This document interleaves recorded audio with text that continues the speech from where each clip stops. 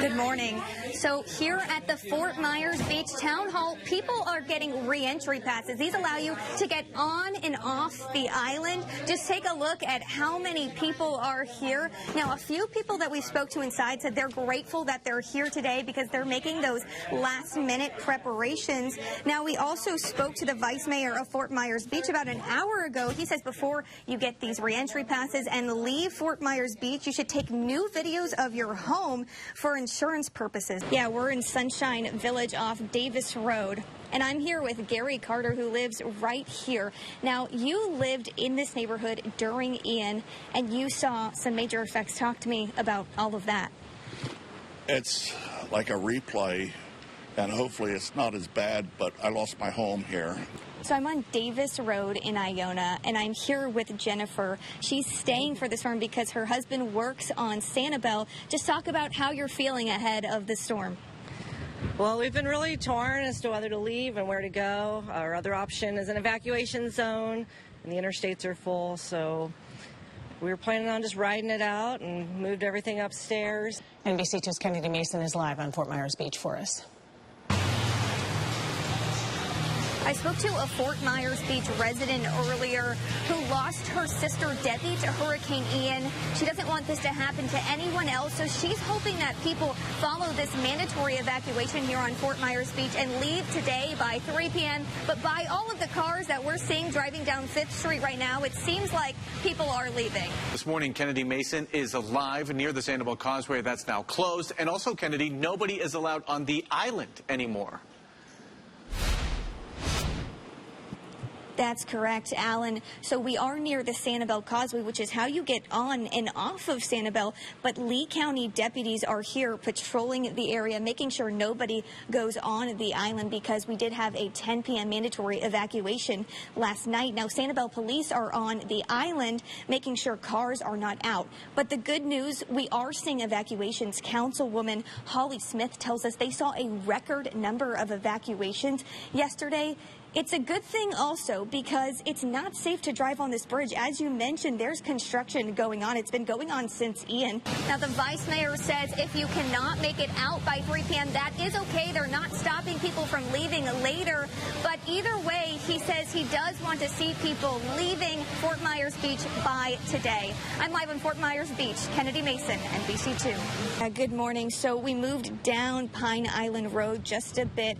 We saw a lot of flooding on our way, a lot of down power lines and a lot of debris, and we stopped here because of all this debris that's just on the side of the road. Take a look. This is an entire freezer. Power lines are down. If you see in the distance, this looks like a power truck that actually just passed us. We know a lot of people are out of power here. We also stopped at the fire district, and they are trying to help people out. We know there's structure fires around here, but it is very dangerous on these roads. We've been very careful as we've been driving down Pine Island Road because of the rocks, the debris, the trees, the vegetation that's all along the road. Lee County Sheriff's Office is driving around. They're trying to help people out. I don't know if you can hear that crunching sound, but that is rocks and debris on the road. So, like you said, it's not safe to be here. We've been here since 3 a.m. I've probably counted 12 LCEC cars drive past us. We know a lot of people do not have power right now on Matlacha, so LCEC is trying to get that restored for people. We saw Public Works a minute ago picking up some of this debris. They said there was feet of water. The man I spoke to said the water went up to his chest here. We haven't gone over the Matlacha Bridge quite yet, just because there's a lot of down power lines in the road, which is why people should not be driving on this road quite yet. Like you said, a ton of debris behind us. This stop sign is even slanted from all that wind and rain that Milton brought. We've been checking out the Pine Island Matlacha area all day. This Home Depot on Alico Road is packed with people as they're making their final preparations ahead of Milton. Now, one man we spoke to says that it is a blessing that this place is open today. Oh, absolutely. I thought that, we'd have to go several places before we found any, so it worked out well. Thank God they built a new Home Depot next to us, right? John Bradford is getting ready for Milton, purchasing plywood from Home Depot to board up his windows as he braces for storm surge.